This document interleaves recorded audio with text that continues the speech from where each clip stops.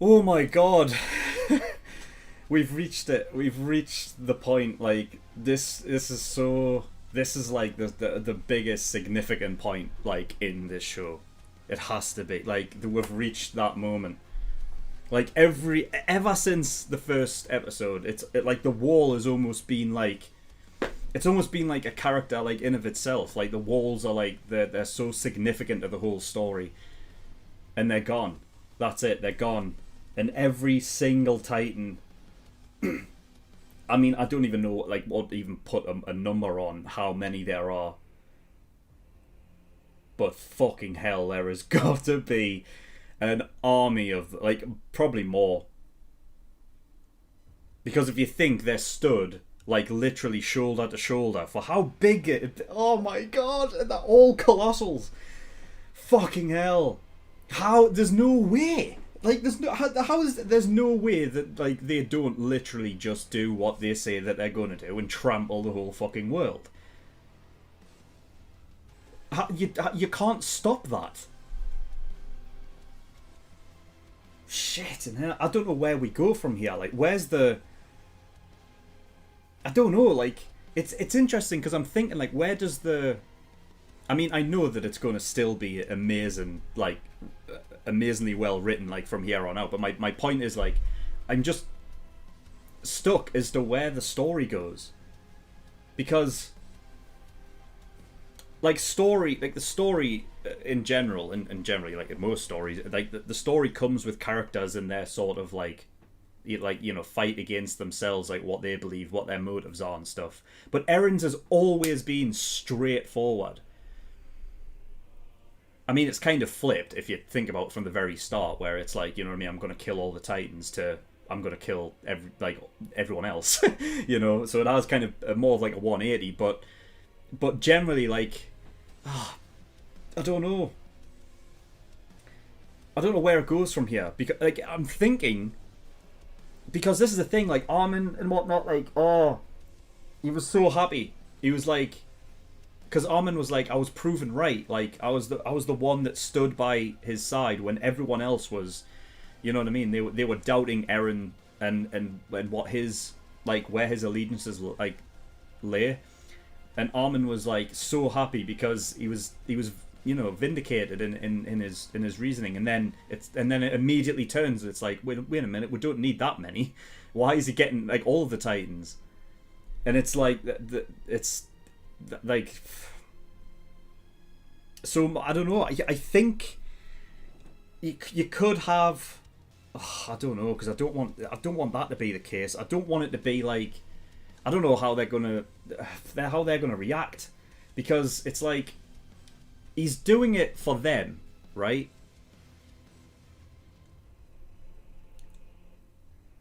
But you can imagine like Armin wouldn't want to see that happen.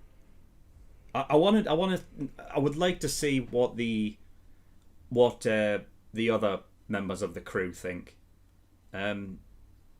Mikasa generally doesn't have, like, you know, like she generally doesn't sort of sway in terms of her feelings towards Eren, really, you know. So I don't know. Maybe this might be one where it's like her character, like for the first time, maybe she goes against it. I don't know, but it'll be interesting to see like Jean and Connie's as well, because I feel like Jean will probably be more so like on sort of like that, like on the same side like as Armin in regards to like, you don't have to kill the whole fucking world, Eren. What are you doing? Connie, I don't know, because Connie was one way because he thought that Eren was basically against them, but now he's like basically it's all there to see that he's doing this for them. It'll be interesting to see what Connie thinks. The fact he was basically he's able to talk to all of the aliens that's great. And like when you see them in the coordinate, like you see Pixis again, you know. I think that'll probably be the last time we ever see him in his human form. But we got to see him again. But like it's so cool, just like that, like he's able to communicate with them all, and he's put all of his. I like how once he has, you know, he started the rumbling and everything like that, that he immediately comes out and tells them, this is what I'm doing.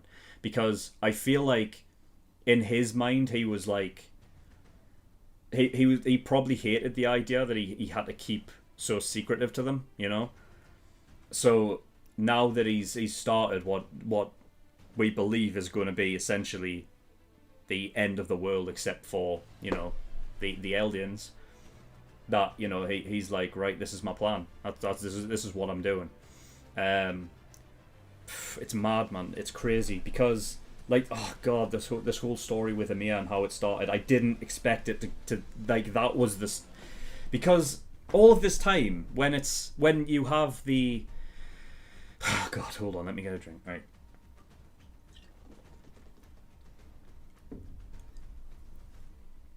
We've heard the story before about how, like, oh, Amir made a deal with the devil and whatnot.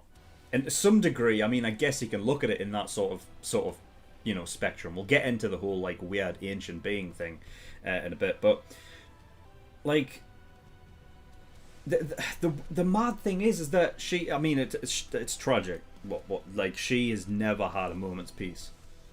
It's just like she's been a slave for like eons. But it's the idea that she was actually fighting for the side, like, for her enemies. And I didn't think that would have been the case.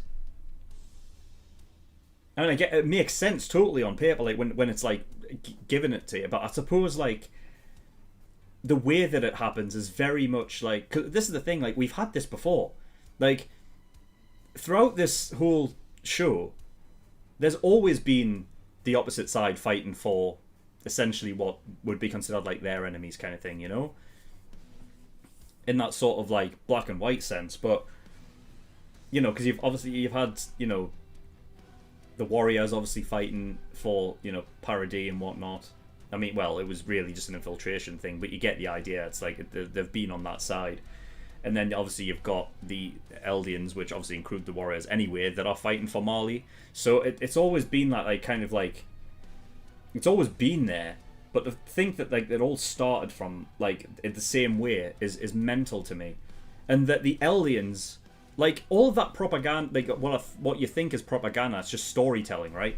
It's like, you know, Amir made a deal with the devil. You think that people are just telling the stories that sort of benefit them in a way, you know, like, make them look good. And that's something that that happens in the real world. I mean, you know, you've got to know for a fact that, like, atrocities that took place were basically swept under the carpet and then written out like the winners were the heroes. But you can imagine, like, all of this has went on in our own history, where, like, genocide has happened and it's just been written off and you never hear about it because it was written after that, you know, we were actually the, you know, the good guys in all of this. It's like, but it turns out, you know, we've heard this before, like, the Eldians were the original sort of destroyers of civilizations. And back then, it's like, oh, it's just propaganda. Because it's that early on in the show, you know. I think that was, like, before, I could be wrong, I think that it could have been in the, sort of, like, the last few episodes of Season 3, when we actually learned about, like, Marley and everything, but, you know, like, it's kind of before you get a real sense of the other side and what they're fighting for. So you kind of just have this idea where it's like, well, the people on Paradis can do, like, you know what I mean? They're not like responsible for anything, and they're not, because it still is like a case of, you know, like, why should people have to answer for things that their ancestors did? You know what I mean? It's not the fault of the people who were born. But what they were saying essentially in that story was actually completely and utterly right. That they were, like, the Eldians were the original people that were the destroyers of civilization, and all of that stemmed from Emir, who, fucking hell, I mean, so I'm guessing the Eldians, they were originally called Eldians, like, in that initial, like, sort of part of the episode where obviously they break through and raid the villages, right? Like, I'm guessing they were called the Eldians then as well, and it wasn't just like a new thing made up. That, you know, they came in, ransacked the whole place, killed off the, you know, the men or whatnot, and then enslaved the women and children. And then there was this whole thing with a sort of like a gate being left open, pigs allowed to basically escape. And that's the thing, it's like we don't even know if Emir was even responsible for that. Like, she probably wasn't. I bet you any money she wasn't. I know I did say, like, in the, like, well, I didn't specifically say, but like when I was watching the episode, I was like, maybe she did. But I'm actually more willing to bet she didn't. And the village just basically blamed her. And then ever since then, like, I bet you any money from that point on, she had no fucking desire to have, like, you know what I mean, she just basically gave up and was like, fuck it, fuck the world kind of thing. So she obviously, you know, ran off like to be free. I did mention, like, it's kind of like Ramsay Game of Thrones things. It's like, well, you're free, but you're not really, because we're going to hunt you down. You know what I mean? Use you for sport. So she finds this big tree, which I called the World Tree, an entrance slid down into this sort of pool at the bottom, and then there's this weird being that still isn't explained, but I'm just calling it the ancient being, the ancient one. Let's just call it that. But whatever that is, that relates and sort of is the sort of like the connection. The first ever Titan to ever exist was from then. I wonder, because this is the thing, like, obviously I had, you know, we were talking in the last episode, right, about how the Attack Titan, everything like that is kind of like the way that it works in the sort of like the time and everything just feels like it's a loop. So like things just occur and occur and occur. But like almost like it was always meant to happen that way. But yeah, I can't imagine that ancient being Eren. And if it is, that'd be mad. That'd be insane. I wonder if the tree that, I think, is in the first ever episode, the first thing you ever see is Eren leaning up against a tree. I wonder if that has anything to do with, like, because I mean, it doesn't look anything like the tree that Emir went into, but I wonder if that is a purposely put there, because the same thing as well as the title. The episode of the first one is To You 2,000 years ago, and then this one's From You 2,000 years ago. So there's obviously a connection between that and the first episode anyway. I just wonder if, like, that's put there purposefully.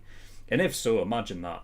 80 episodes between them. And you know, because when you think about it, when you've got the mangaka writing a story from start to finish, I wonder how much, like, sort of preparation he put in beforehand before starting, you know? Because if that is the case, and it was like that was always a connection that was meant to be there in these like these you know, this far away, like, you know, in between in the story, then that'd be incredible. But yeah, so she goes down into there. She connects with this being, and becomes the first Titan.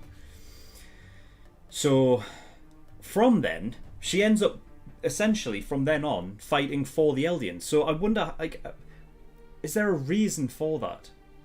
Is it just because she saw her own people, like you know, rat her out, or, like, you know, basically threw her under the bus, that she was like, you know what, fuck you lot, I'm fucking, you know what I mean? I'm gonna go fight for them. But then it's like, it's a tragic thing where it's like, well, fucking hell, you're fighting for essentially the people that enslaved you and ruined your life in the first place, and it never changes from then on. But because of that, essentially, with the help of her being a Titan and whatnot, that fighting on their side allows them to essentially destroy other civilizations, get whatever, you know, if they have made, you know, like, basically, like, work their way up in, like, sort of like technology, then they take their technology or whatever, basically puts them into a essentially like a kind of like a golden age, I guess. They just kind of soar, and really quickly as well, because I'm pretty sure the first king, so King Fritz, obviously, but that's the same guy, right, throughout. So he obviously, like, the difference between when they turned up to raid that village to them looking like they're the new fucking Rome. You know what I mean? Like, that's a fucking sharp turnaround. And it's interesting, like, because I wonder how much time had sort of elapsed between those 2 points, like between Emir getting the Titan and her dying, because we know that if you're a Titan, you have what was it, 13 years? I feel like that time span. I don't know. I could be wrong. I feel like the time span could be longer though. I could be wrong, but I mean the difference, the sheer difference in their like sort of way of living totally changed. There could have been a thing where they didn't, like them in particular, like they didn't actually build that city and they just took it over. That could be the case. It's probably more likely, to be fair. So it's interesting. Like I wonder. I mean, because we've always known that Emir is a sort of like a Norse kind of word, right? And obviously they wore sort of those spiked helmets and whatnot, the Eldians. So I'm guessing they're sort of Vikings, kind of, right? It makes sense. I mean, the fact that, you know, they raided as well. Not like others didn't raid, and I mean, everyone back then fucking raided at some point, but you get what I mean. Like, Vikings really were kind of like the king of raiding, so it makes sense. So yeah, I mean, Emir fought for them, and then she was basically forced into, into basically conceptions with daughters and whatnot to carry on this sort of bloodline and whatnot. And she had 3 daughters, I believe, and they were Maria, Rose, and Cena. So that's where the names of the walls come from. It's a cool little, just like a cool little thing as well. I really like that. And I mean, they basically, like, I can't believe it. Like, Emir, like, got in the way of the fucking the spear. I was like, that's Leonidas. Oh God. I wouldn't be surprised if that was like a nod to Leonidas, But yeah, she basically took the spear. She died, and then the fucking king, God, what a bastard he is, forced the daughters to basically eat her body, and then that's where it sort of that's where it obviously split, so that, like, all the power that Emir had split into all of the 9 Titans. Absolutely nuts. It's crazy, man. I can't believe we're at this point. It really puts into perspective, like, for me, because now it's knowing where it all came from. The Eldians were the original bastards.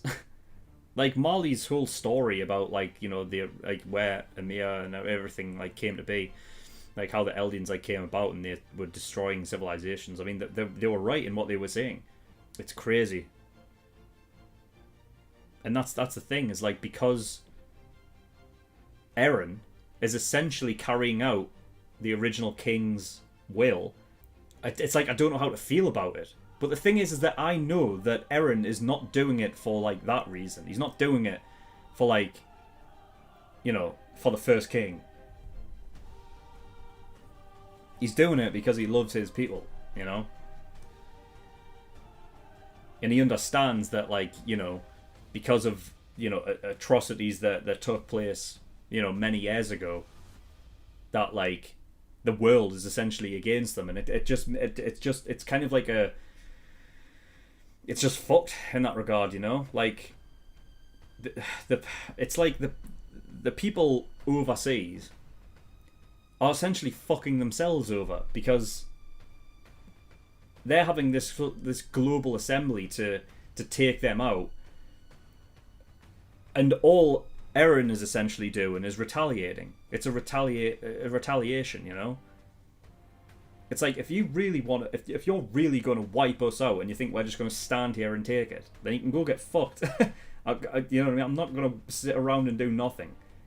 But it does put up that whole, like, sort of dilemma you have, where it's like, well, Eren isn't doing it for the first king, but it's like, it aligns with what the first king wanted. And the first king's that much of a dick that you obviously don't want him to get sort of his way in the end, But I don't know, like, what I was talking about before, like, if that ancient being is somehow, like, Eren, if it is, like, what you said, it's like a loop that, like, always happens, and I guess you can it's the story of it is talking about, like, that whole thing, like, relating it to real life, about how, like, it's always just going to be a loop of fucking war and tragedy and whatever, like, nothing really changes, because it's a really poignant message as a story to tell, But yeah, it's fucking crazy, man.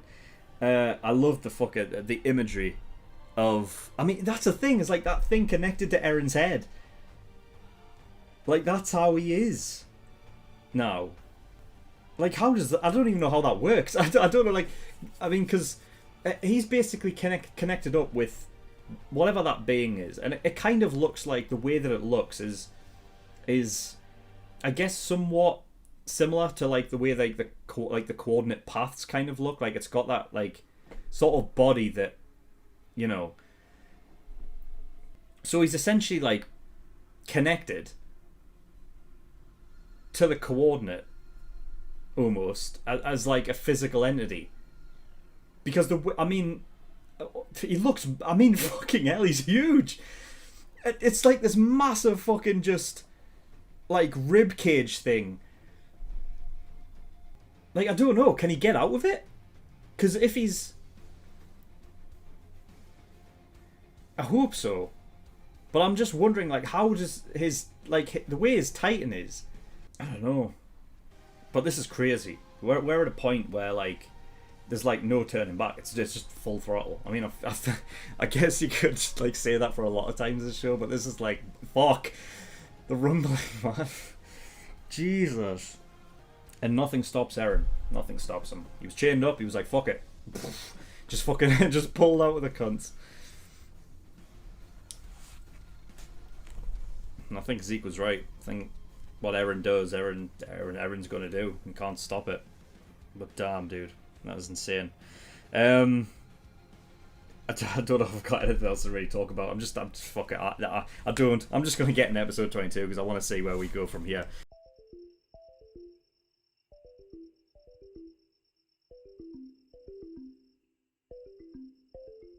So he's essentially like connected to the coordinate. So he's essentially like connected to the coordinate